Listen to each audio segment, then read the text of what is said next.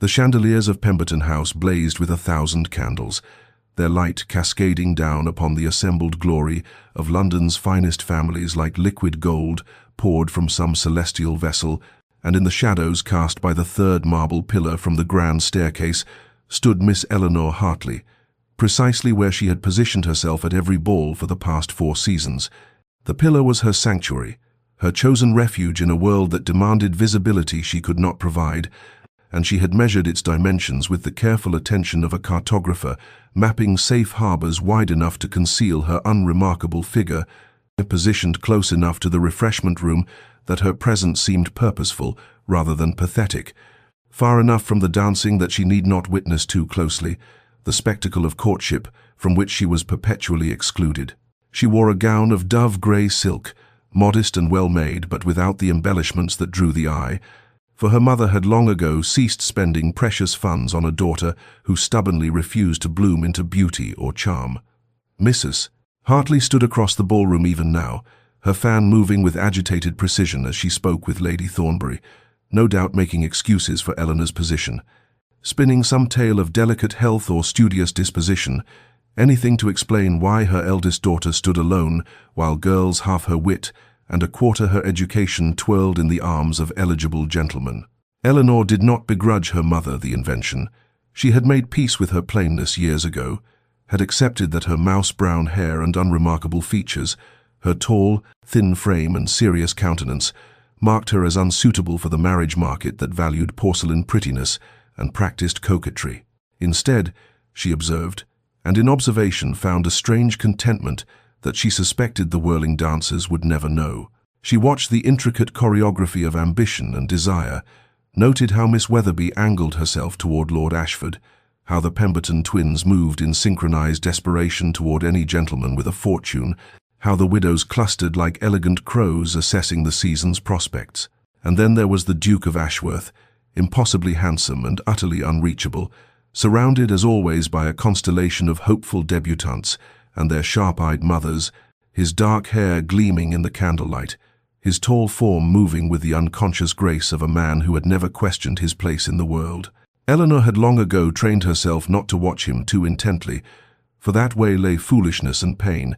yet her gaze found him nonetheless, drawn as a compass needle finds north, before she forced her attention back to the safer territory of wallpaper patterns and architectural details. She had brought no book tonight, though her fingers itched for one, for her mother had specifically forbidden it after the Hastings ball,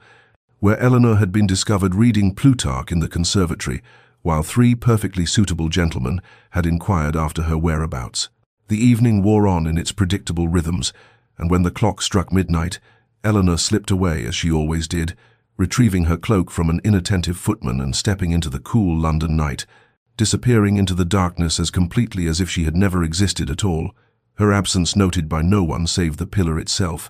which stood patient and faithful, waiting for her inevitable return. The Duke of Ashworth stood near the terrace doors, a glass of champagne in his hand that he had not tasted,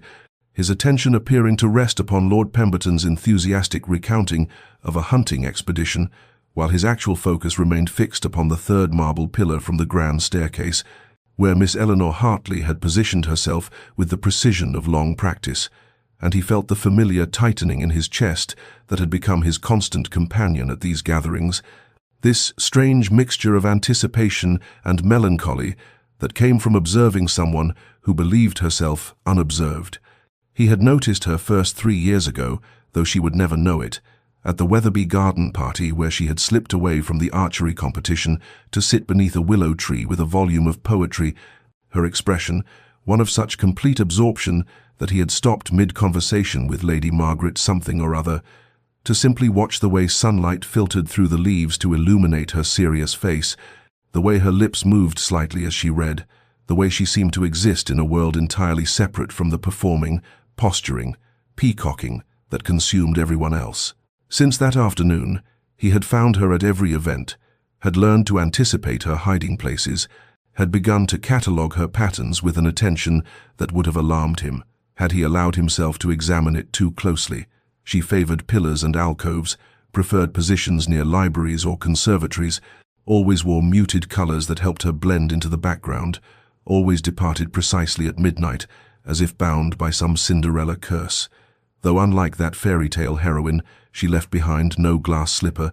no trace of her presence, save the faint impression in his memory. His curiosity had deepened into something more troubling over the months and years. This fascination with a woman who seemed to want nothing that other women desired, who appeared content in her solitude, while others schemed and strategized for his attention, who read philosophy while they practiced pretty speeches, who observed life while they performed it. He knew it was madness, knew his duty lay in selecting a bride from among the eligible beauties who surrounded him like beautiful, ambitious flowers. Knew his aunt, the Dowager Duchess, would be appalled at his interest in a woman with no fortune, no exceptional beauty, no powerful family connections. Yet he could not shake the conviction that Eleanor Hartley possessed something infinitely more valuable than any of those attributes, something authentic and true that he desperately craved in a world of elaborate pretense. Tonight he had watched her slip behind her pillar, had seen the careful way she positioned herself to remain unnoticed, had observed her observing the ballroom with those intelligent grey eyes that missed nothing, and he had felt the overwhelming urge to cross the room, to speak to her, to ask her what she saw when she looked at this glittering assembly of vanity and ambition. But he had restrained himself as he always did, uncertain how to approach someone who so clearly wished to remain unapproached, someone who had built her invisibility into a fortress he did not know how to breach without causing her distress. Now he watched her retrieve her cloak, watched her disappear into the night as she always did, and he stood motionless at the terrace doors, champagne untasted in his hand, wondering how much longer he could endure this strange half-life of watching and wanting, of knowing and not knowing, of being surrounded by people while feeling utterly, profoundly alone. The Pemberton soirée had seemed safe enough when Eleanor agreed to attend, for such intimate gatherings typically allowed her to position herself near the pianoforte, where she might turn pages for Lady Pemberton's accomplished daughter and thus appear occupied rather than abandoned.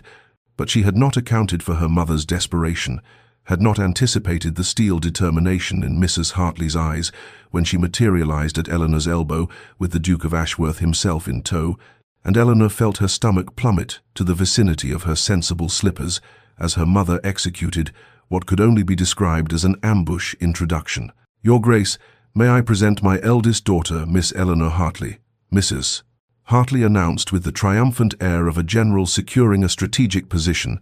and Eleanor wanted nothing more than to disappear into the wallpaper, to dissolve into the very air itself, for she could feel the eyes of every person in the drawing-room turning toward them, could sense the collective assessment and inevitable dismissal that would follow, could already hear the whispered speculation about why the Duke was wasting his attention on the Hartley wallflower. She managed a curtsy that felt awkward and ungainly, her limbs seeming to belong to someone else entirely, and when she raised her eyes to his face, she found herself stammering something incomprehensible about the weather, though it was April and the weather required no commentary whatsoever, and she wished fervently that the oriental carpet beneath her feet would develop a sudden capacity for swallowing mortified young women whole. But the Duke did not wear the expression of polite boredom she had expected,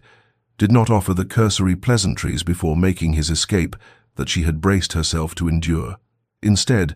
he bowed with a grace that seemed genuine rather than performative, and his voice, when he spoke, held a warmth that confused her utterly.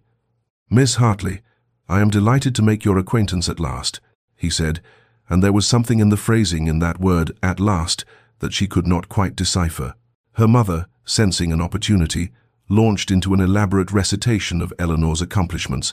most of which were either exaggerated or entirely invented, and Eleanor felt heat flooding her cheeks as Mrs. Hartley described her as an accomplished pianist, which she was not, and a watercolorist of some talent, which was laughable until the Duke gently interrupted with a question that caught Eleanor entirely off guard.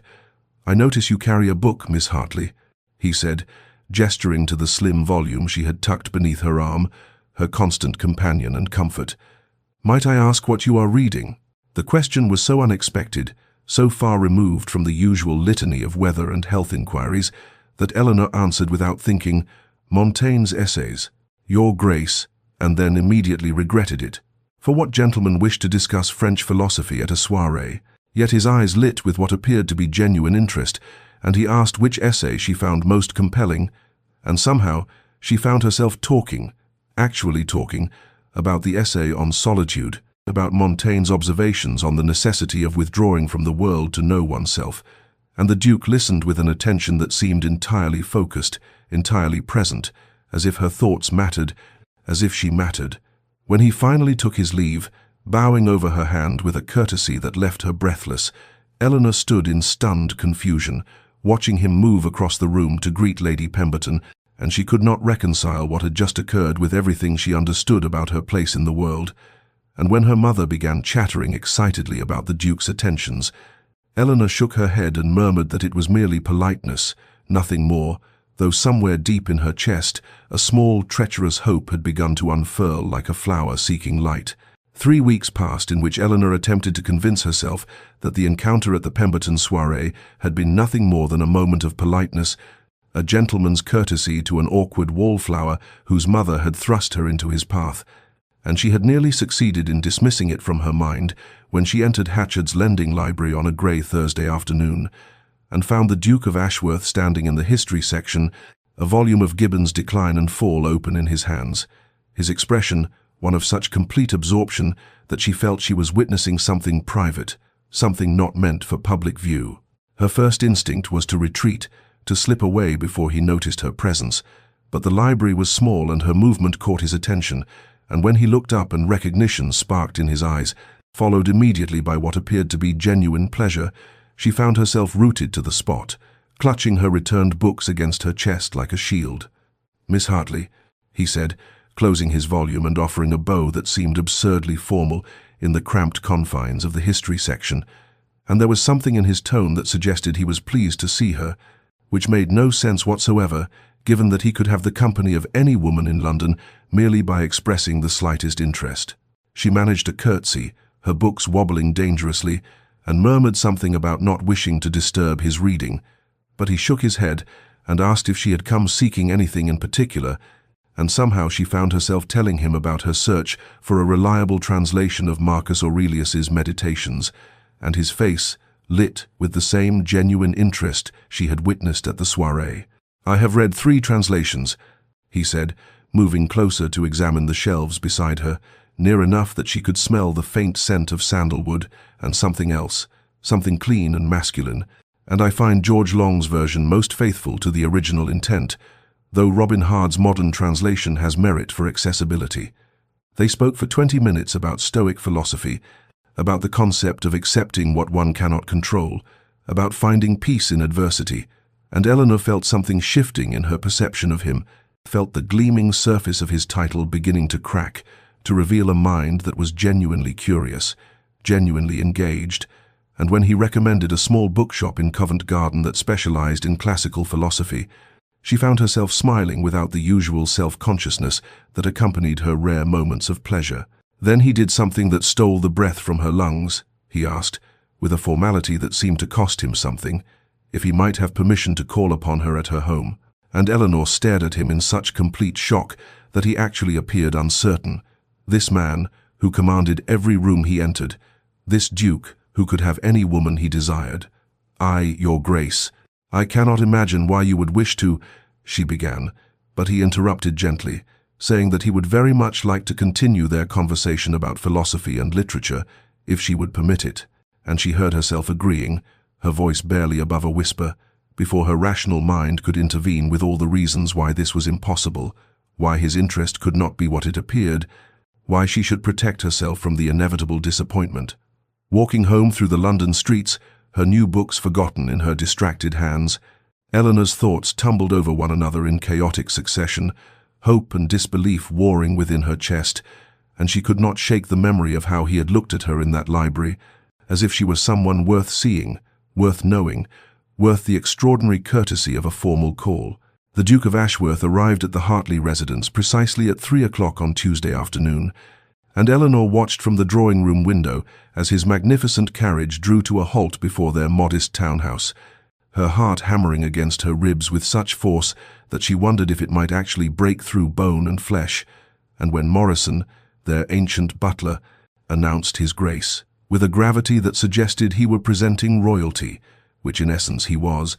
Eleanor's mother practically vibrated with barely suppressed excitement, her face arranged in an expression meant to convey casual sophistication, but achieving only transparent social climbing ambition. Mrs. Hartley monopolized the first quarter-hour with observations about the weather, inquiries into the Duke's family,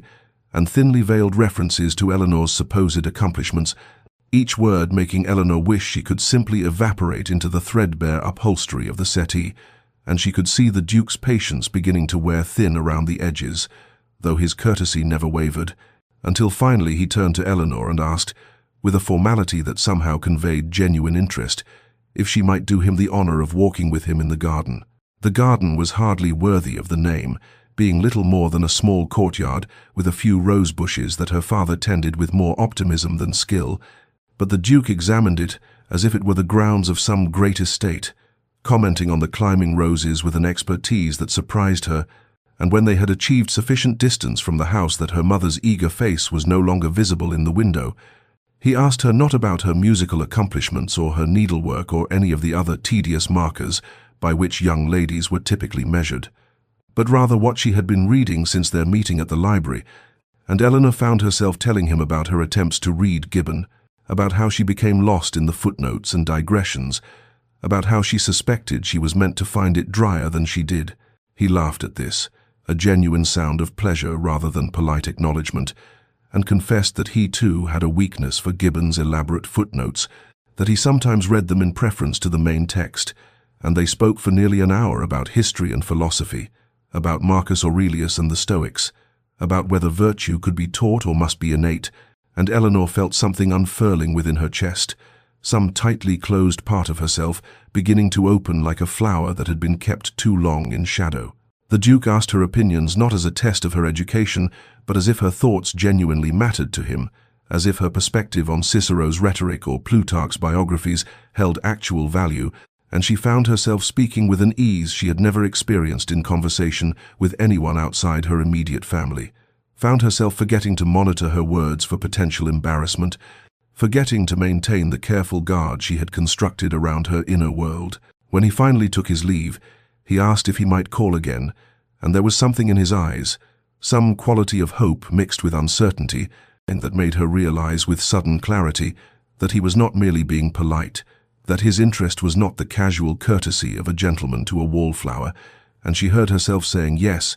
her voice steady despite the tumult of emotions rioting through her chest. And after he departed, she stood in the garden for a long moment, touching the rose he had admired, allowing herself the dangerous indulgence of hope. The whispers began at Lady Weatherby's garden party, 3 days after the Duke's second call at the Hartley residence, carried on the wind like pollen that irritated and inflamed, and Eleanor first became aware of them when she noticed Miss Arabella Thornton and Miss Caroline Wexford watching her with expressions that mingled amusement and disdain, their fans fluttering in that particular rhythm that suggested gossip of the most delicious kind. She told herself it meant nothing, that she was being oversensitive, that years of social invisibility had made her paranoid about sudden attention. But then she attended the Bromley musicale the following week and heard her own name spoken in tones of incredulous speculation as she passed a cluster of young ladies in the refreshment room, their voices dropping to whispers that somehow managed to be more audible than ordinary speech, and she caught fragments that pierced her like carefully aimed arrows. The Duke of Ashworth. That plain little Hartley girl. Cannot possibly be serious. Perhaps a wager. Maybe he lost a bet. Charitable gesture to a wallflower. Amusing himself. He will tire of the novelty soon enough. Eleanor's hands trembled as she set down her lemonade, the crystal glass rattling against the silver tray, and she felt the familiar walls of her carefully constructed invisibility crumbling around her, felt exposed in a way she had never experienced, even in her most mortifying social moments,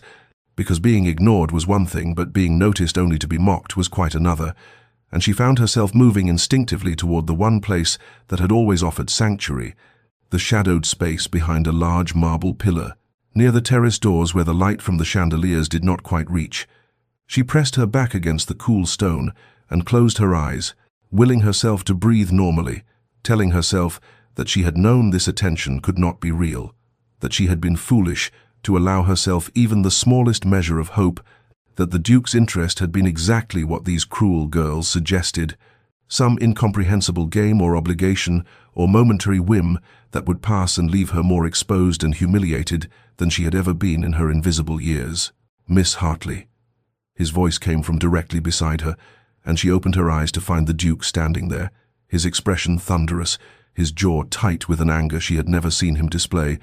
and she realized with horror that he must have witnessed her retreat, must have seen her scurrying back to her shadows like some frightened creature fleeing the light. "Your Grace, I did not see you arrive," she managed, her voice barely steady, and she attempted to arrange her features into some semblance of composure. But he was looking at her with such intensity that she felt stripped bare, felt that he could see every wound that society's whispers had inflicted, every doubt that had taken root in the fertile soil of her insecurities. "What did you hear?" he asked quietly, and there was something dangerous in his tone, something that made her realize that beneath his unfailing courtesy there existed a capacity for genuine anger, and when she tried to dismiss it as nothing, he stepped closer and repeated the question with a gentleness that somehow conveyed absolute insistence, and she found herself telling him, her voice breaking slightly on the words about wages and charity and amusing diversions. And she watched his hands curl into fists at his sides, watched a muscle jump in his jaw, watched his eyes grow cold in a way that suggested whoever had spoken those words would soon regret their cruelty, and something in his visible fury on her behalf made her chest constrict with an emotion she dared not name. The Duke did not release her from his gaze, and after a moment of charged silence he said quietly, "Walk with me in the garden, Miss Hartley, I beg you."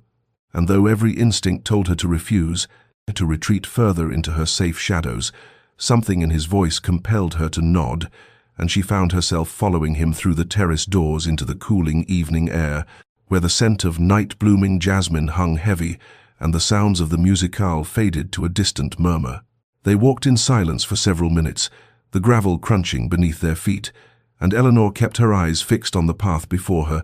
unable to bear the weight of whatever he might say, whatever explanation or dismissal or apology he might offer. But when he finally spoke, his words were not what she expected at all. "I have watched you for years, Miss Hartley," he said, his voice low and intense, and she stopped walking, her breath catching in her throat, and he turned to face her fully, his expression illuminated by the lamplight spilling from the house. "I have watched you stand behind pillars at the Ashford ball, hide in alcoves at the Pemberton soiree, and slip into libraries during the Waverley musicale and the Thornton gathering, and a dozen other events where everyone else performed their assigned roles with tedious precision. And I have wondered about you, wondered what thoughts occupied your mind while others were occupied with gossip and schemes and the endless, exhausting performance of society." Eleanor stared at him, certain she had misheard, certain that no one could have noticed her careful invisibility, her practiced art of disappearing in plain sight, and she heard herself whisper, "Why would you notice me? I am nothing, nobody. I have spent years ensuring that I remain unnoticed." And he stepped closer, close enough that she could see the flecks of gold in his dark eyes, close enough that she could smell the sandalwood of his cologne mixed with something uniquely him. "That is precisely why I noticed you," he said, and there was something almost fierce in his tone now, something that suggested he had been holding these words inside for far too long. "In a world of peacocks preening and displaying, you were the only creature content to simply be. You were the only person in any ballroom who seemed to possess an inner life more interesting than the performance happening around you. You were authentic in a sea of artifice, genuine in a world of pretense, and I found myself looking for you at every event, found myself disappointed when you were not there, found myself watching the corners and shadows because I knew that was where I would find you." She shook her head, unable to reconcile his words with everything she had believed about herself, about her place in the world, about the nature of worth and visibility. "But I am plain," she said, the words emerging unbidden, all the years of her mother's disappointment and society's dismissal condensed into that single admission, and he looked at her with such genuine confusion that she wondered if he had somehow failed to notice what everyone else saw so clearly. "You are not plain," he said firmly, reaching out as if to touch her face before stopping himself, his hand falling back to his side. "You are quiet, which is not the same thing at all. You are thoughtful and observant, and possessed of a mind that finds genuine pleasure in ideas rather than appearances. And I would choose your company over the most acclaimed beauty in London. I would choose one honest conversation with you over 1,000 tedious exchanges with women who have nothing to say beyond what they think I wish to hear. Eleanor felt something cracking inside her chest, some long-held belief about herself beginning to fracture, and tears burned behind her eyes, though she fought desperately to contain them, and the Duke watched her with an expression so tender that it made her heart ache with a longing she had never permitted herself to feel. And in that moment, standing in a modest garden behind a modest house, with a man who should have been impossibly beyond her reach, Eleanor Hartley allowed herself to consider the terrifying possibility that perhaps she had been wrong about everything. Perhaps worth was not measured in beauty or fortune or social position. Perhaps being seen, truly seen by one person who mattered, was more valuable than being admired by hundreds who did not. The weeks that followed became a season of gradual revelation.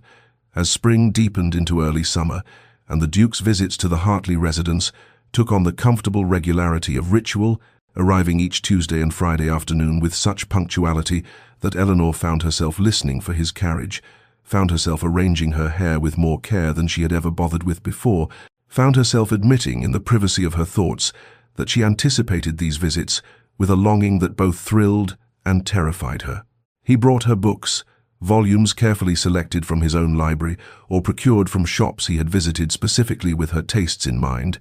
and each gift demonstrated an attention to detail that suggested he had been truly listening during their conversations, truly absorbing the casual mentions she made of authors she admired or subjects that intrigued her, and she marveled at how he remembered that she had expressed curiosity about medieval history during their second conversation, how he had noted her fondness for poetry that explored the natural world, how he seemed to catalogue every small revelation she offered and transform it into tangible evidence of his regard. Their walks in the modest Hartley garden became longer, their conversations deeper, and Eleanor found herself speaking of things she had never articulated to anyone, her thoughts about the books she read and the observations she made about human nature and the quiet philosophies she had developed during her years of watching from the shadows. And he listened with an intensity that made her feel that her words held value, that her ideas mattered, that the internal world she had cultivated in solitude was not merely the refuge of a social failure, but something worthy of genuine interest. In turn, he began to reveal his own loneliness, the isolation that came from being perpetually on display, perpetually sought after for his title and fortune rather than his person, and she learned that beneath the polished exterior of the Duke of Ashworth existed a man who craved authenticity as desperately as she had craved invisibility, who found the endless social performances as exhausting as she did, who had spent years surrounded by people yet feeling fundamentally alone, and this shared understanding created between them a bond that transcended the vast differences in their social positions. He remembered small things she mentioned in passing, arrived the following week with a particular variety of tea she had said she enjoyed, asked thoughtful questions about a comment she had made days earlier, treated her observations about literature and life with the same seriousness he might accord a scholar's treatise, and these accumulating gestures of attention built within her a growing certainty that his regard was genuine, that whatever had begun between them was real and substantial and unlike anything she had imagined possible for herself. Months passed in this manner, the summer heat giving way to the first cool whispers of autumn, and Eleanor noticed changes in herself that had nothing to do with her appearance and everything to do with the way she moved through the world, a new confidence in her voice when she spoke, a readiness to meet his eyes rather than looking away, a willingness to share her thoughts without the paralyzing fear that they would be dismissed or mocked, and she realized with a mixture of joy and terror that she was no longer merely accepting his attention or enjoying his company, but had crossed some invisible threshold into territory far more dangerous, had allowed herself to fall in love with him, despite every warning voice in her head that insisted such feelings could only lead to heartbreak. And yet she could not bring herself to guard against it, could not retreat back into the safety of indifference, could only surrender to the overwhelming reality that the Duke of Ashworth had become essential to her happiness in a way that left her utterly vulnerable and entirely, impossibly, hopelessly in love. The fragile happiness Eleanor had begun to permit herself shattered on a crisp October afternoon when the Duke's aunt, The formidable Dowager Duchess of Northmere arrived at the Hartley residence in a carriage so grand it caused the neighbours to gather at their windows, and Eleanor watched from the drawing-room as this imposing woman, draped in silk and diamonds, and the absolute certainty of her own superiority, swept into the house with the imperious bearing of one accustomed to immediate obedience. Mrs. Hartley had hastily withdrawn to arrange tea, leaving Eleanor alone with a woman whose cold assessment made her feel like a specimen being examined for defects, and the Dowager Duchess wasted no time on pleasantries, stating bluntly, "I have come to discuss my nephew's inexplicable attachment to you, Miss Hartley, an attachment which I assure you cannot and will not result in marriage."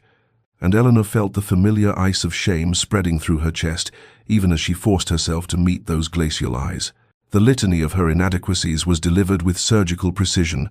No fortune to speak of, no beauty to recommend her, no family connections of any significance, no accomplishments beyond a well-read mind which the Duchess dismissed as irrelevant to the duties of a Duchess. And with each point, Eleanor felt herself shrinking back into the shell she had so briefly emerged from, felt all her old certainties about her worthlessness reasserting themselves with crushing force. And when her mother returned with tea, Eleanor excused herself on the pretext of a headache and fled to her room, but not before she heard the Duchess say clearly, "The boy is lonely and has mistaken intellectual compatibility for something deeper, but he will come to his senses. Once he understands the impossible position such a match would place him in, the mockery it would invite, the damage to his standing." Eleanor stood frozen in the hallway outside the drawing-room, her hand pressed against the wall for support, and heard her mother's obsequious agreement, heard the Duchess continue, "She may be a pleasant enough girl in her way, but she is wholly unsuitable for a man of his position, and I trust you will have the good sense to discourage this attachment before it progresses further and causes embarrassment to all parties involved." And something inside Eleanor crumbled completely, all the hope she had been nurturing withering like flowers touched by frost. She wrote to the Duke that evening, a brief note pleading illness and requesting that he suspend his visits indefinitely, and when he appeared at the house the following day she refused to see him, sending word through her mortified mother that she was indisposed, and she heard his voice in the entrance hall, heard the concern and confusion in his tone, heard him ask if he had given offence, and it took every ounce of strength she possessed not to rush down the stairs and throw herself into his arms and beg him to make the world disappear. The days that followed were a descent into familiar darkness, as Eleanor returned to her old patterns of invisibility, declining all invitations, spending her hours in her room with books that could no longer hold her attention, and she knew she was breaking both their hearts, but convinced herself it was necessary, convinced herself that the Duchess was right, that she had been a fool to imagine herself worthy of him, that whatever he felt for her now would inevitably transform into resentment once society made clear the price of his choice, and she told herself she was saving him from a terrible mistake, even as she felt her own heart splintering into pieces too small to ever be made whole again. Autumn descended upon London with unusual severity that year, the trees shedding their leaves in great bronze cascades that choked the streets and parks, and the cold seemed to settle not merely in the air, but in Eleanor's very bones, as she withdrew completely from society, declining every invitation with the same formulaic excuse of indisposition, until the invitations themselves ceased arriving, and she became a ghost even in the social circles where she had always been peripheral. The Duke searched for her with a desperation that became the subject of drawing-room gossip, arriving at every ball and assembly, only to scan the room with barely concealed disappointment, checking behind the pillars and in the alcoves where she had once stationed herself, lingering near the libraries and gardens as though she might materialize from the shadows, and society watched this spectacle with a mixture of fascination and cruel amusement, the whispers growing louder with each event, where he appeared without her, speculation running rampant about what had caused the sudden rupture of their courtship. Eleanor's mother oscillated between fury and despair, raging one day about the opportunity Eleanor had squandered, and weeping the next over her daughter's incomprehensible stubbornness, but Eleanor endured these tirades in silence, locked in a prison of her own making, and she told herself daily that she had done the right thing, that she had saved them both from inevitable heartbreak, even as the pain of his absence felt like a physical wound that refused to heal. The letters began arriving within a week of her withdrawal, delivered by his footman to the Hartley residence with such regularity that the servants began to anticipate them, and Eleanor's mother brought them to her room with expressions ranging from hope to exasperation. But Eleanor could not bring herself to open them, could not bear to read words that would make her resolve waver, and so they accumulated on her writing desk, a growing testament to her cowardice and his persistence. She spent her days in a fog of melancholy, attempting to lose herself in books that now reminded her only of him, of the conversations they had shared, and the future she had been foolish enough to imagine. And the autumn rains matched her mood, grey and relentless, turning the world outside her window into a watercolor wash of sorrow. Charlotte, her younger sister, watched this deterioration with increasing concern, knocking on Eleanor's door each evening with offers of company that were gently refused, and Eleanor knew she was worrying her family, knew her mother's disappointment had transformed into genuine fear for her well-being, but she could not seem to rouse herself from the darkness that had settled over her like a heavy cloak. The Duke, meanwhile, refused to accept her silence as finality, appeared at the Hartley residence on 3 separate occasions requesting to see her, and each time Eleanor hid in her room while her mortified mother made excuses, and she could hear his voice through the floorboards, hear the barely controlled frustration and hurt in his tone, and she pressed her hands over her ears like a child trying to block out reality. Society's speculation about their failed courtship grew more elaborate with each passing week, some suggesting she had been discovered in some scandalous indiscretion, others claiming he had realized her unsuitability and withdrawn his attentions, and a few romantic souls whispered that perhaps she had nobly removed herself from consideration, knowing the match would damage his standing, and ironically this last theory, the one closest to the truth, was the least believed, for who could imagine plain Eleanor Hartley possessing such tragic nobility? The letters continued to arrive with unwavering regularity, and Eleanor continued not to open them, and autumn deepened toward winter, and she remained trapped in her self-imposed exile, convinced she had made the only possible choice even as it slowly destroyed her. Charlotte Hartley had inherited none of her sister's tendency toward self-effacement, possessing instead a directness that sometimes bordered on impertinence, and on a grey November afternoon she entered Eleanor's room without knocking, crossed to the window where Eleanor sat staring at nothing, and announced with characteristic bluntness, "This has gone on quite long enough, and I cannot remain silent while you destroy yourself over a misery entirely of your own creation." Eleanor turned from the window, startled by the unprecedented severity in her sister's tone, and Charlotte continued before she could offer any protest, settling herself on the edge of Eleanor's bed with the determined air of one prepared for battle. "I have watched you these past weeks transform from someone who had finally discovered happiness into this pale ghost, and I have listened to Mama's theories and the servants' whispers and society's ridiculous speculations, but none of them have seen what I have seen, which is the Duke arriving at our door week after week, despite your refusal to see him, have seen the expression on his face when he is turned away. And I tell you, Eleanor, that is not the face of a man performing duty or acting from pity or any of the other terrible things you have convinced yourself must be true." Eleanor opened her mouth to respond, to offer some defense of her decision, but Charlotte raised a hand imperiously, so much like their mother in that gesture that Eleanor nearly smiled, despite her misery, and her sister continued, "You think you are being noble, protecting him from the consequences of a poor match, saving him from eventual regret and society's censure, but have you considered that perhaps you are simply being a coward, that perhaps you are using the Dowager Duchess's cruelty as an excuse to retreat into the safety of your old invisibility, because being seen, truly seen and chosen, terrifies you more than being overlooked ever did?" The words struck Eleanor like physical blows, each one finding its mark with devastating accuracy, and Charlotte's voice softened slightly as she continued, "I am only 17, Eleanor, and I have never been in love, but I have watched you with him these past months, and I have seen something I did not think existed outside of novels, a meeting of minds and hearts so complete that it transformed you entirely. And you were happy, genuinely happy, perhaps for the first time in your life, and now you have thrown that away because an embittered old woman confirmed all your worst beliefs about yourself." Eleanor felt tears beginning to slide down her cheeks, the first she had permitted herself since her self-imposed exile began, and Charlotte moved to sit beside her, taking her hand with surprising gentleness,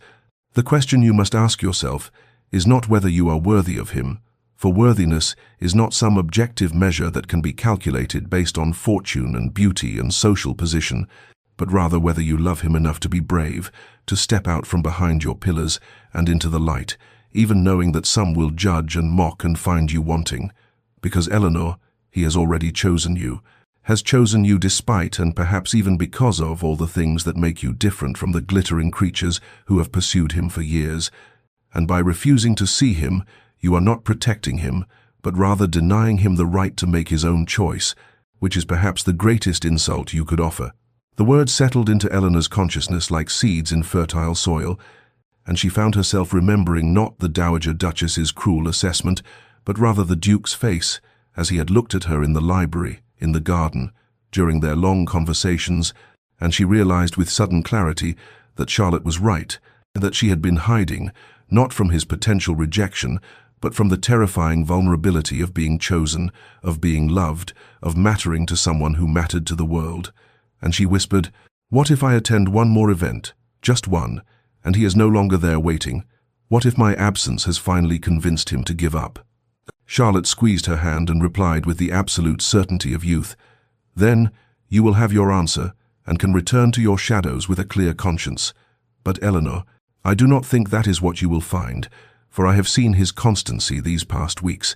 and I believe if you emerge from this self-imposed prison, you will discover he has been waiting all along, and then the choice will truly be yours, to step forward into love or retreat forever into safety, and you must decide which future you can bear to live with."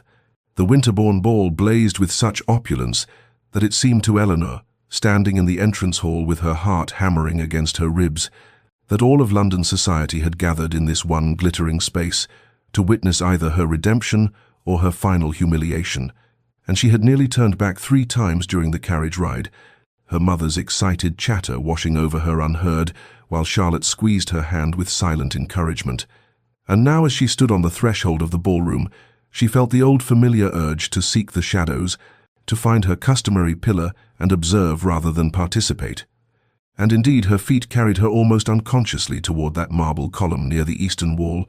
the one partially concealed by an enormous potted fern, the one from which she had watched countless balls unfold without ever truly being part of them. She positioned herself in the familiar spot with a sense of coming home, though whether it was a homecoming she should celebrate or mourn, she could not say, and the ballroom swirled before her in its usual patterns of silk and candlelight, the orchestra playing a waltz that seemed to mock her isolation, and she told herself she had done what Charlotte asked, had attended one more event, had given him the opportunity to find her if he still wished to, though surely by now his patience must have worn thin. Surely her weeks of silence had convinced him that she was not worth the effort, that his aunt had been right about her unsuitability. The Duke saw her the moment she entered, though he stood on the far side of the ballroom, engaged in conversation with Lord Pemberton and several other gentlemen, and the relief that flooded through him was so profound it nearly unmanned him, for he had begun to fear she would never emerge from her self-imposed exile, that he had lost her to whatever demons of self-doubt had driven her away, and he excused himself with barely concealed impatience, cutting through the crowd with such singular purpose that conversations paused and heads turned to follow his trajectory, speculation rippling through the assembly like wind across water. Eleanor did not see his approach, lost as she was in her own spiraling thoughts, and she started violently when his voice came from just beside her, low and urgent and tinged with emotions she could not quite name. "Miss Hartley, you came." And she turned to find him closer than propriety dictated, his eyes searching her face with an intensity that made her want to look away, but she forced herself to meet his gaze, forced herself to be brave as Charlotte had challenged her to be, and she replied with a voice that trembled only slightly, "I came, Your Grace, though I confess I am not certain why, or what I hope to find here, or whether I have any right to your time after my inexcusable behavior these past weeks." His hand moved as though to take hers, but he checked the gesture, awareness of their public setting restraining him, and he said quietly, fiercely, "You have every right I possess to give, for I have thought of nothing but you since you ceased receiving me, have attended every wretched event in London, hoping for precisely this moment, and Miss Hartley, Eleanor, we must speak, truly speak, For I cannot continue this way, cannot endure this separation when I am certain that what exists between us is worth fighting for." Eleanor felt tears gathering behind her eyes at the raw emotion in his voice, and she whispered, "Your aunt was not wrong in her assessment. I bring you nothing but complications and social difficulty. I am not beautiful or accomplished or connected, and you deserve someone who enhances your position rather than diminishes it, someone who belongs in this glittering world rather than hiding behind pillars, watching it pass by." But even as she spoke, the words Charlotte's voice echoed in her mind, asking whether she was being noble or simply cowardly, whether she was protecting him or protecting herself, and she realized with sudden clarity that it was the latter, had always been the latter. The Duke extended his hand with deliberate formality, his voice carrying just enough volume that those nearest could hear. "Miss Hartley, would you do me the honor of this dance?" And Eleanor stared at his outstretched hand, as though it were some foreign object she could not quite comprehend. For she had not danced in years, not since her debut when her mother had forced her onto the floor with a succession of reluctant partners who had counted the minutes until they could escape. And she whispered, "I cannot. I do not dance. You know, I do not dance." But he did not withdraw his hand, instead stepping closer so that his words were for her alone. "You can, Eleanor, and you will, because I am asking you to trust me as I have trusted you with my heart these past months, and because it is time, long past time, for you to step out from behind your pillars and into the light where you belong." She found herself placing her trembling hand in his before conscious thought could intervene, and he led her onto the floor with such assurance that the crowd parted before them like water, conversations dying in their wake as society watched, with barely concealed astonishment, the Duke of Ashworth claiming the wallflower for a waltz, and as the music swelled and his arm came around her waist, Eleanor felt simultaneously exposed and protected, vulnerable and safe, and he began to move with such natural grace that her feet followed of their own accord and muscle memory from long-ago dancing lessons, overriding her panic. They circled the floor in silence for several measures, the entire ballroom watching their progress with an attention that made Eleanor's skin prickle with awareness, and then the Duke spoke, his voice low and intense, and filled with something that sounded like barely restrained emotion. "I have watched you for years, Miss Hartley, watched you stand behind pillars at every ball, hide in alcoves at every soirée, slip into libraries and gardens and any space where you might escape notice, and I have marveled at your ability to remain so completely yourself in a world that demands performance and pretense from everyone within it." Eleanor's breath caught in her throat, and tears began to gather in her eyes, despite her desperate attempt to maintain composure, and he continued, guiding her through a turn with effortless skill. "I have watched you observe the world with those remarkable eyes that see everything. I have watched you find contentment in solitude, while others scramble desperately for attention.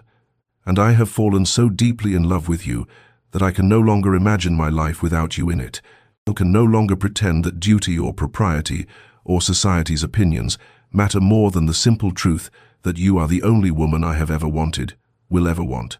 And I am asking you now, before all these witnesses, to choose me as I have chosen you, to step forward into this life we might build together despite every reasonable objection anyone might raise." The ballroom had gone utterly silent around them, the music playing on, but every conversation ceased, every eye fixed upon the Duke and the unremarkable woman in his arms, and Eleanor felt the weight of their collective attention like a physical pressure, but she also felt the strength of his hand at her waist, the steadiness of his gaze, and she found her voice, though it emerged as barely more than a whisper, "I am afraid, so terribly afraid, that I will disappoint you. That time will reveal me to be exactly what your aunt claimed, exactly what society believes me to be, and you will come to regret this choice." His hand tightened on hers, and he said with absolute conviction,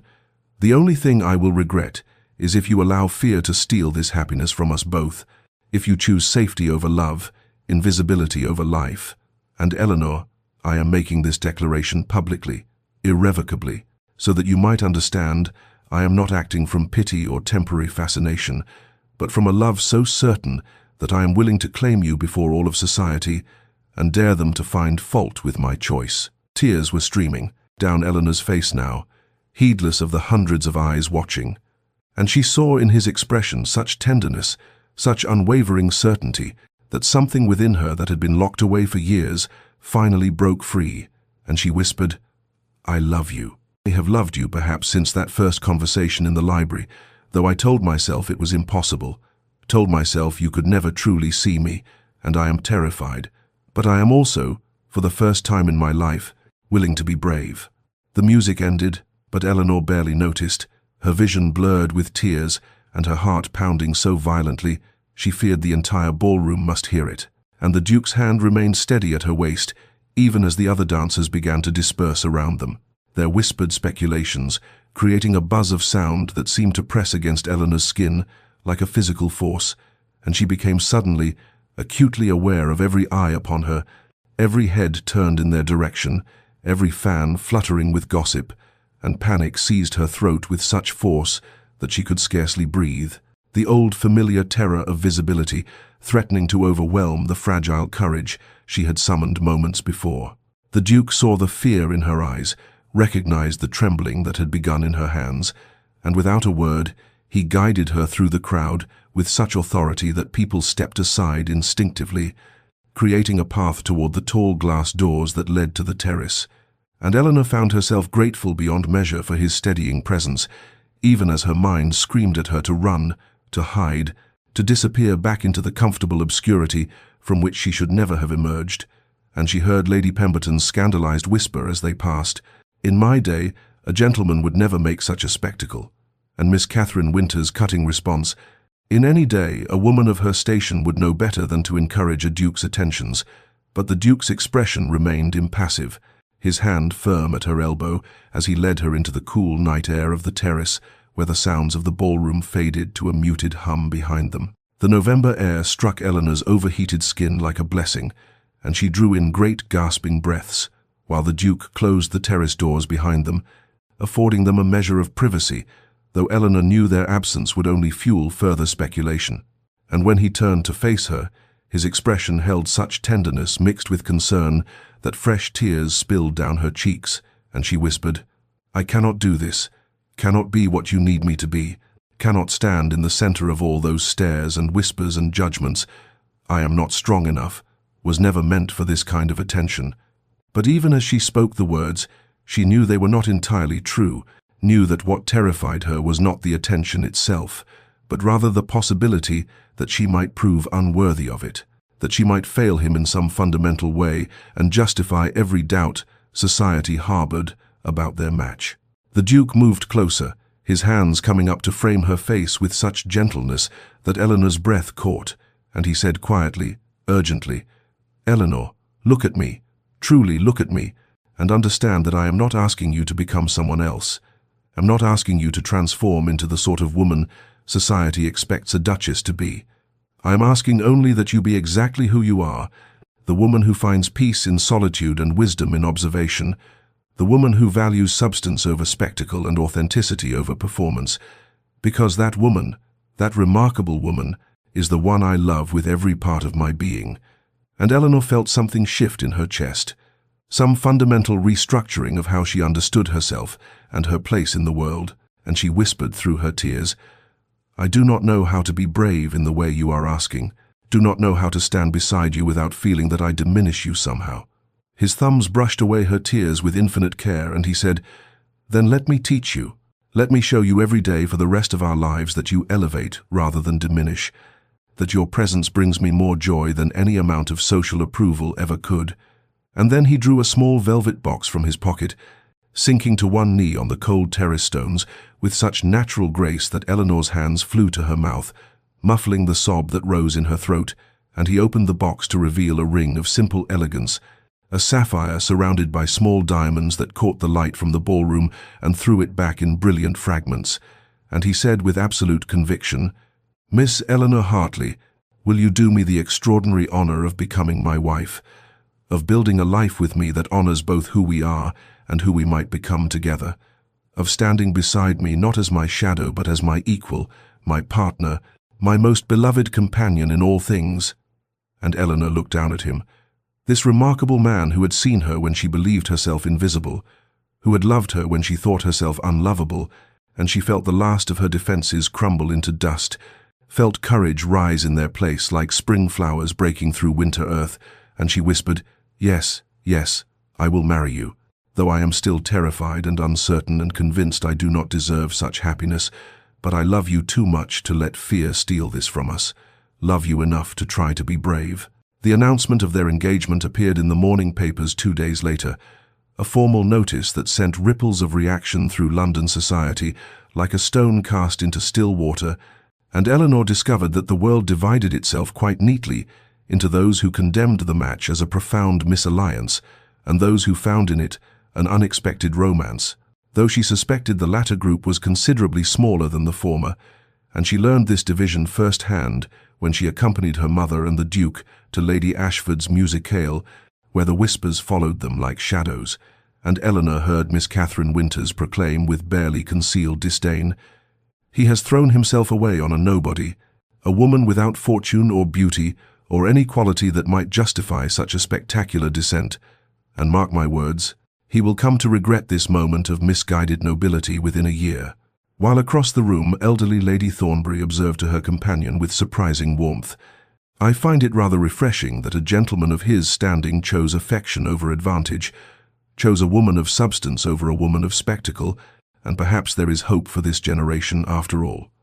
The Duke remained utterly unmoved by the varied reactions, his hand steady at Eleanor's elbow as he guided her through the crowded drawing-room with such obvious devotion that even the most skeptical observers could not deny the genuineness of his attachment, and when Lord Pemberton made a cutting remark about fortune hunters that was clearly intended for Eleanor's ears, the Duke fixed him with such a glacial stare that the man actually stepped backward, and Eleanor felt simultaneously mortified by the conflict and grateful for his unwavering defense, though she wished desperately that she might simply disappear and spare everyone the spectacle of their controversial union. Mrs. Hartley moved through society with barely concealed triumph, accepting congratulations with an air that suggested she had orchestrated the entire affair through her superior maternal guidance, and Eleanor found her mother's pride almost as difficult to bear as society's censure, for it reduced their love to a social achievement rather than the profound connection it truly was. But Charlotte squeezed her hand during a particularly trying afternoon call and whispered, "Let her have this moment, for she has lived her entire life measuring worth by society's standards, and she cannot conceive that you have achieved something far greater than a strategic match." And Eleanor felt gratitude wash over her for her sister's understanding, for Charlotte alone seemed to grasp that this engagement represented not a triumph over other women in the marriage market, but rather a triumph over her own fear and self-doubt. Support came from unexpected quarters as well, for the Duke's closest friend, Lord Blackwood, called upon them specifically to express his approval, saying to Eleanor with genuine warmth, "I have known Ashworth since we were boys at Eton, have watched him navigate society's expectations with the weariness of a man performing a role rather than living a life, and I have never seen him as authentically happy as he has been these past months, never seen him choose his own desires over duty's demands, and I am grateful to you, Miss Hartley, for giving him permission to be himself." And Eleanor found herself blinking back tears at this validation from someone whose opinion the Duke clearly valued. The days following the announcement brought a constant stream of callers, some genuinely pleased, and others clearly driven by curiosity about the woman who had captured the Duke's heart, and Eleanor discovered that she was learning, slowly and imperfectly, to hold her head high despite the scrutiny, to meet critical gazes without immediately searching for a pillar behind which to hide, and though the effort exhausted her and sent her retreating to her room each evening with trembling hands and racing heart, she found that each day became fractionally easier than the last, each social encounter slightly less terrifying, and she understood that courage was not the absence of fear, but rather the willingness to persist despite it. And the Duke's constant presence, his quiet pride in her, his refusal to acknowledge society's objections as legitimate, gave her strength she had never known she possessed. The weeks that followed their engagement unfolded with a strange duality, for Eleanor found herself simultaneously under the most intense scrutiny of her life, while also experiencing moments of profound intimacy and joy that made the outside world seem distant and inconsequential, and she discovered that being engaged to the Duke of Ashworth meant that her every movement, every word, every choice of dress or expression became subject to society's relentless examination, with matrons whispering behind their fans about whether she would embarrass him at court, and debutantes speculating with barely concealed envy about what secret arts she must have employed to capture such a prize. Yet through it all, the Duke remained her constant anchor, appearing at the Hartley residence each afternoon with such regularity that even Mrs. Hartley ceased her fluttering excitement and began to treat his presence as a natural part of their daily rhythm, and Eleanor found herself growing stronger under his steady regard, found that each public appearance became fractionally easier as she learned to focus on his face rather than the sea of judgmental eyes surrounding them, and she noticed with wonder that she no longer instinctively searched for pillars behind which to hide, no longer felt the overwhelming urge to make herself invisible, though the old fears still whispered in quiet moments that she was merely playing a role she could never truly inhabit. The Duke's family, initially reserved in their reception of the engagement, began to warm to Eleanor's genuine nature as they came to know her beyond society's superficial assessments, and his younger sister, Lady Margaret, confessed during a private tea that she had feared her brother would marry one of the calculating beauties who pursued him so relentlessly, and she found Eleanor's lack of pretense refreshing beyond measure, saying with surprising frankness, "You do not perform for us, do not attempt to impress or manipulate, and I think that is precisely why my brother loves you, for he has spent his entire life surrounded by people who want something from him, and you want only him, the man beneath the title." And Eleanor felt tears prick her eyes at this understanding, at the recognition that her very ordinariness, the quality she had always perceived as her greatest failing,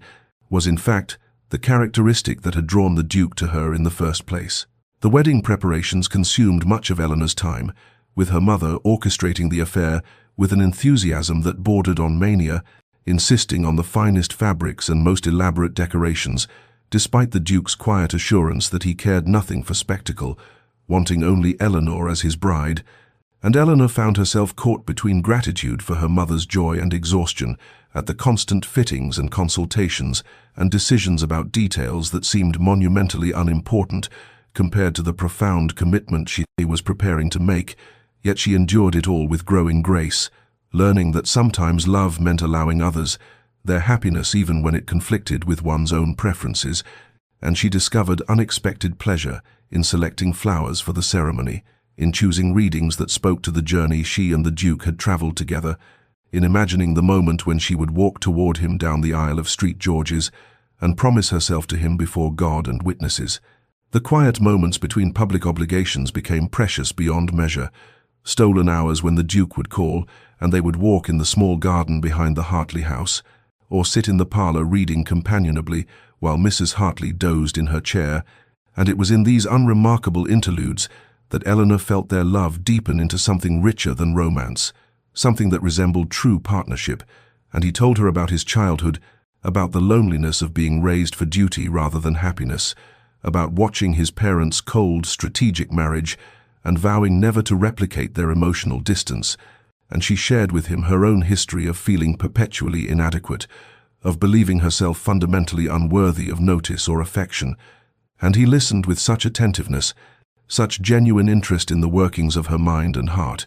that she found herself revealing thoughts and fears she had never before spoken aloud, and in the speaking of them they lost some of their power, became manageable rather than overwhelming, and she understood that this was what marriage should be, this gradual unveiling of souls, this patient building of intimacy through accumulated moments of vulnerability and trust. The morning of Eleanor's wedding dawned clear and bright, with autumn sunlight streaming through her bedroom window and touching the ivory silk of her gown with gold, and she stood before the mirror while her mother and Charlotte helped fasten the countless tiny buttons that ran down her spine, and she barely recognized the woman gazing back at her, not because she had been transformed into a beauty, for her features remained as unremarkable as ever, her figure still slender to the point of thinness, her complexion still pale rather than fashionably rosy, but because something fundamental had shifted in her expression, a quiet confidence that softened the anxiety in her eyes, a sense of purpose that straightened her shoulders, and she thought with wonder that she was about to walk down the aisle of St. George's, Hanover Square, before hundreds of London's elite, the very people who had watched her hide behind pillars and dismissed her as inconsequential, and yet the thought no longer filled her with paralyzing dread, but rather with a trembling excitement, for at the end of that long walk stood the man who had seen her when she believed herself invisible, who had loved her not despite her ordinariness, but because of the authentic soul it housed. And Mrs. Hartley wept openly as she placed the delicate veil over Eleanor's face, saying through her tears, "I never imagined this day would come, never dared hope that you would make such a match, and though I know I have been difficult and demanding, and perhaps have not always understood you, I want you to know that I am proud, so very proud of the woman you have become." And Eleanor embraced her mother with sudden, fierce affection, understanding that Mrs. Hartley's social ambitions had been born from love, however misguided, from a desire to see her daughter secure and valued in a world that measured worth by such shallow metrics. And Charlotte squeezed her hand and whispered, "He is waiting for you, and he has been waiting for years, and today you finally walk toward him rather than away, and there is such poetry in that, such perfect rightness." And then they were descending the stairs where her father waited, looking uncomfortable in his formal attire, but offering his arm with gentle dignity, and the carriage ride to the church passed in a blur of nervous anticipation, and Eleanor's hands trembled as they arrived, and she heard the organ's majestic tones echoing through the ancient stone sanctuary, and then the great doors opened, and she stood at the threshold, gazing down the impossibly long aisle, lined with flowers and candles, and the turned heads of society's finest, and for one terrible moment, the old fear rose up and threatened to overwhelm her, the urge to flee, to hide, to disappear. But then her eyes found him standing at the altar in his formal black and white, tall and steady and utterly focused on her, as though the hundreds of observers simply did not exist. And his face held such open emotion, such unguarded love and anticipation, that everything else fell away and there was only him, only the man who had watched her for years and chosen her above all others. And Eleanor began to walk, her father's arm supporting but not carrying her,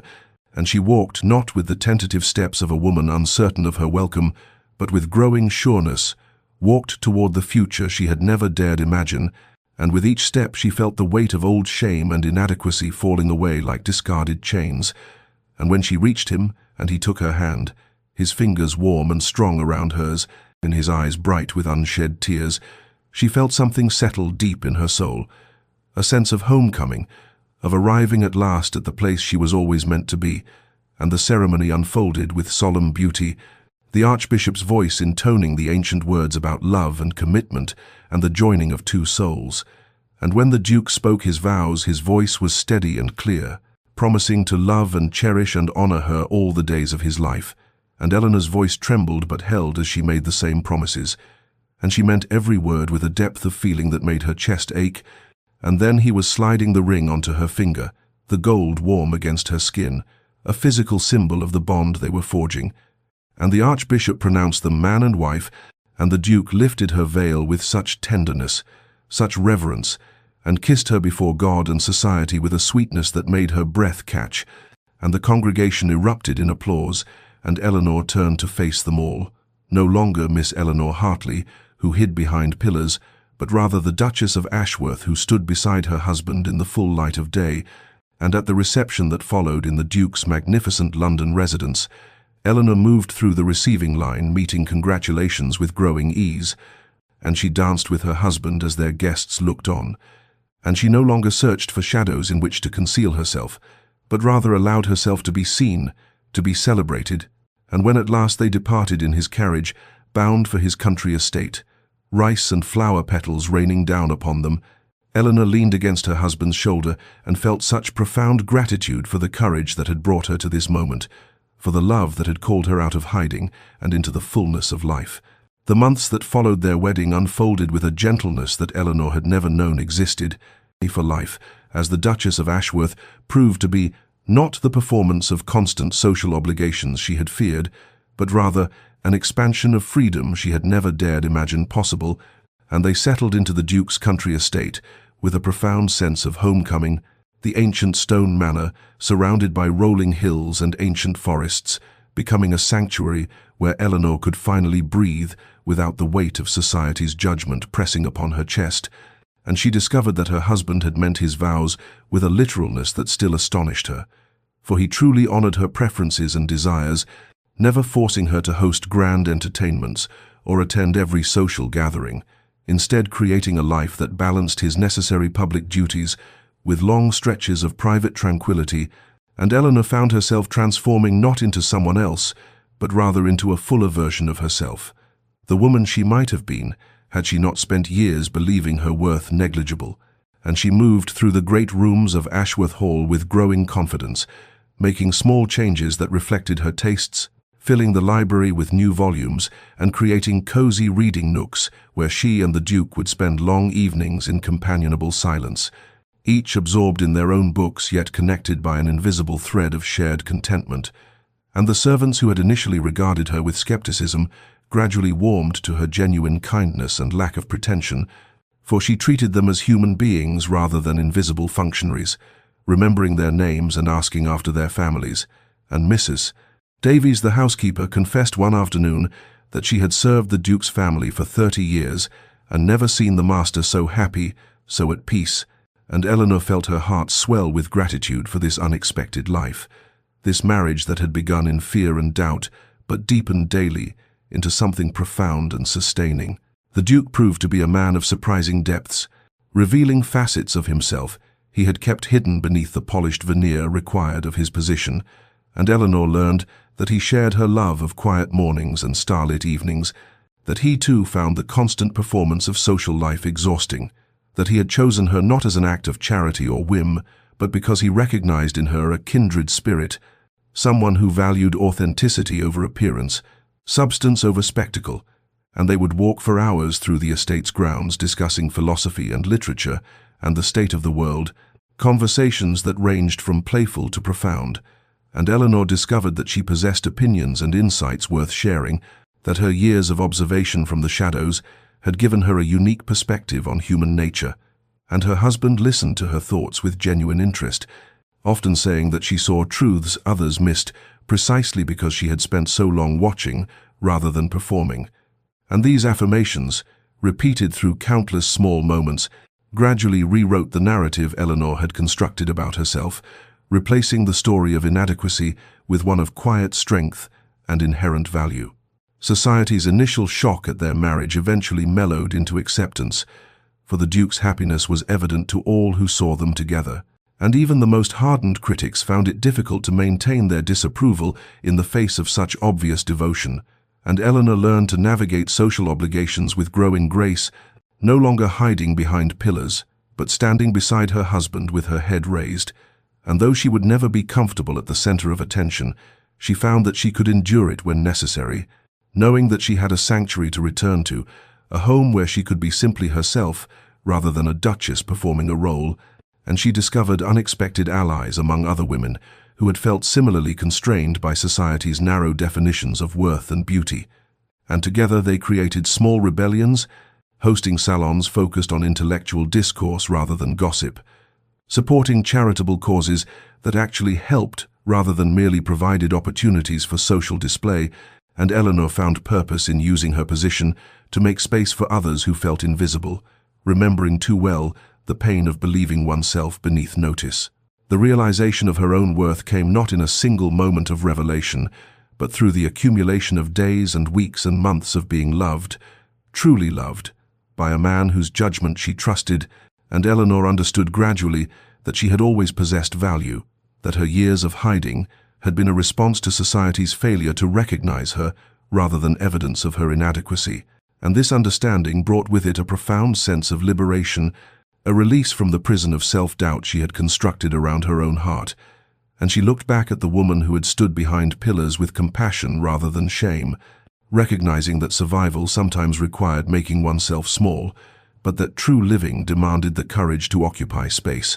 to be seen, to risk rejection in pursuit of connection. And she was grateful beyond measure that the Duke had possessed the patience to wait for her, to watch her for years until she was finally ready to step into the light and claim the love he offered. 5 years had passed since Eleanor Hartley became the Duchess of Ashworth, 5 years that had transformed her life in ways she still marveled at during quiet moments of reflection. And on this particular autumn evening, She stood at the edge of a London ballroom, remarkably similar to the one where her story had truly begun, though her position had shifted dramatically from those years when she had hidden behind marble pillars. For now she stood in full view beside her husband,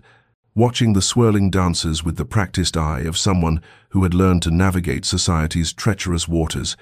and her hand rested in the crook of the Duke's arm with an ease born of countless such moments, and she wore a gown of deep sapphire silk that complemented rather than transformed her still slender figure, and her dark hair was dressed elegantly but simply, and she had never become a beauty by conventional standards, her features remaining as unremarkable as ever.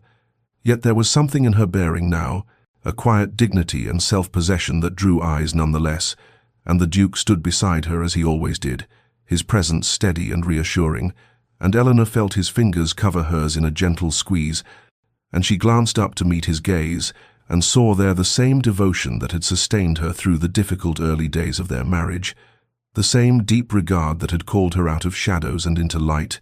and he smiled at her with such warmth that her heart expanded in her chest, and she thought with wonder that 5 years of marriage had only deepened their connection, that the love which had seemed so improbable in those early days had grown into something vast and unshakable, rooted in genuine understanding and shared values,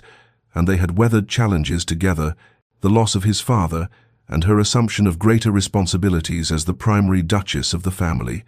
the difficulty of Eleanor's first pregnancy, and the joy of their daughter's birth, the ongoing navigation of society's expectations and their own desires for a quieter life.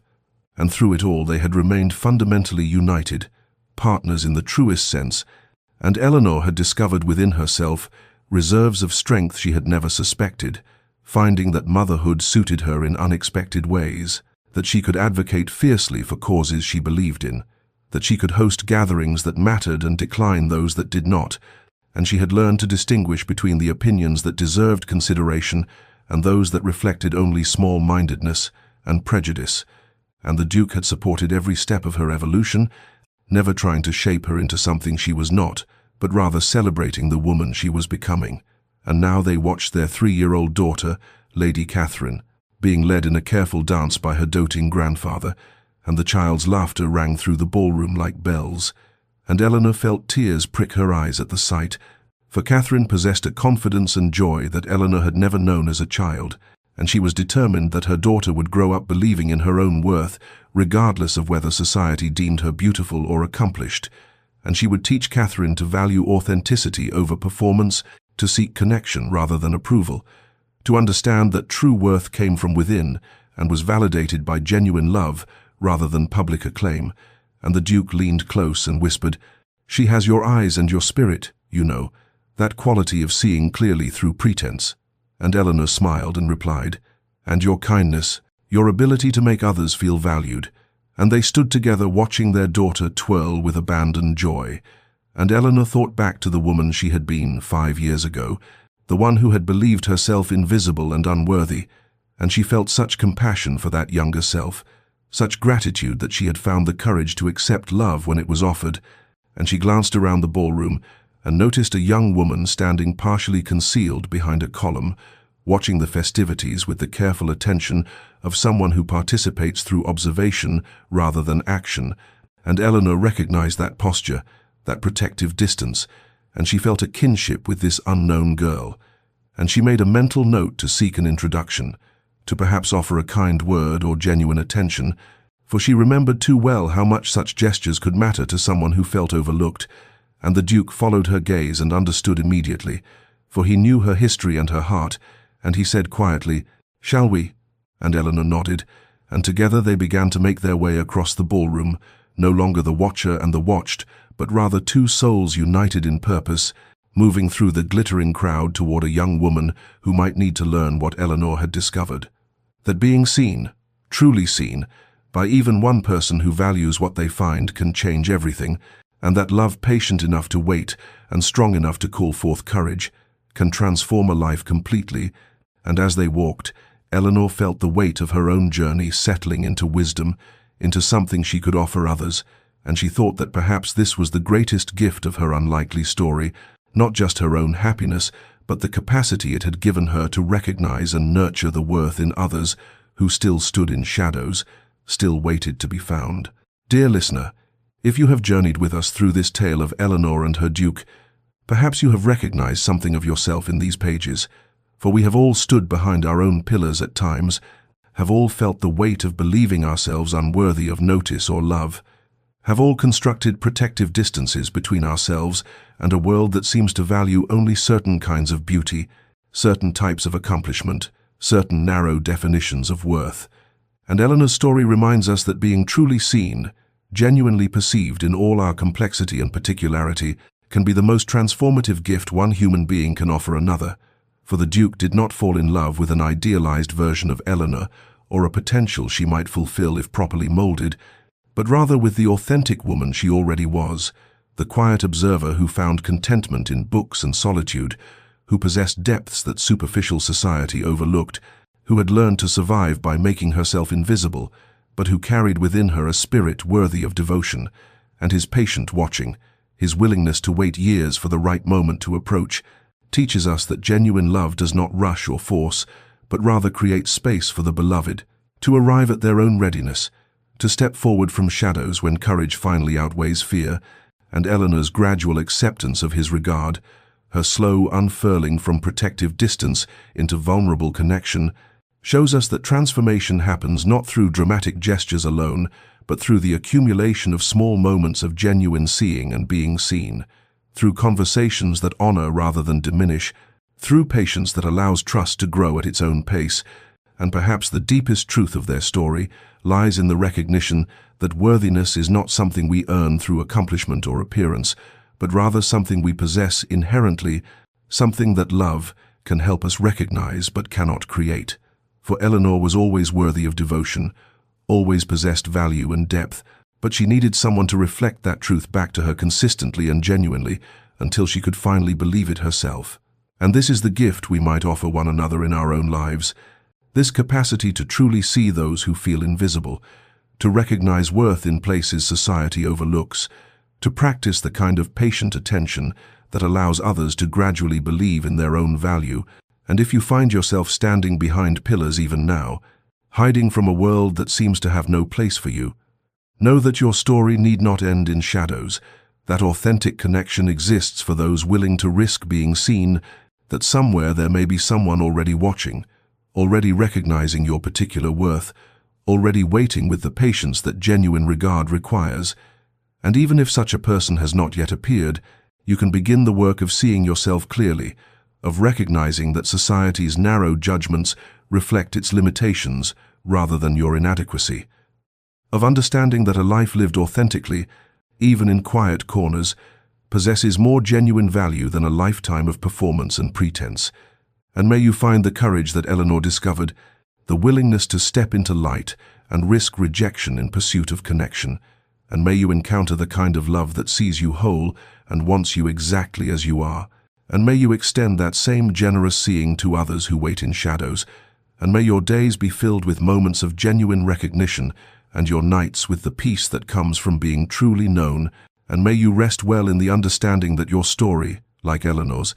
is still unfolding toward possibilities you cannot yet imagine. And may you find comfort and inspiration in these tales we share. And if this story has touched your heart, perhaps you might subscribe to Enchanted Quill Stories, where more such narratives await. Stories of transformation and redemption, of love that sees truly and waits patiently, of lives that bloom when finally given space to grow. And may you carry Eleanor's journey with you as a reminder that being seen, truly seen, can change everything, and that you are worthy of such seeing, always have been, always will be.